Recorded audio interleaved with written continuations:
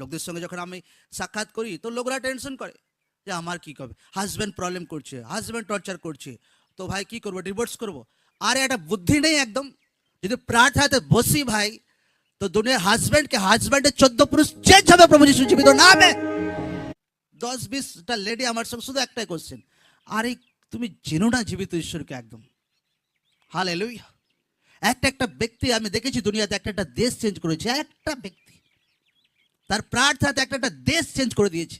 আর তুমি ভাবছো তোমার হাজব্যান্ড চেঞ্জ হবে না প্রার্থনাতে, তোমার রিলেটিভ চেঞ্জ হবে না, পরিবারের লোক চেঞ্জ হবে না? তোমার বুদ্ধি উল্টা চলছে একদম, বুদ্ধি সিধা চালাতে হবে, ঈশ্বরের বাক্য মোতাবেক চালাতে হবে একদম। আরে ভাই প্রার্থনা তো বসে একবার তো বসো। 3 দিনে কাজ হচ্ছে না 6 দিন করো, 6 দিনে ফাস্টিং কাজ হচ্ছে না ভাই 12 দিন করো, 12 দিনে হচ্ছে না 24 দিন করো, 24 দিনে হচ্ছে না 48 দিন ফাস্টিং থাকো। গোটা হাজব্যান্ডের 14 পুরুষ চেঞ্জ হবে প্রভু যিশু জীবিত।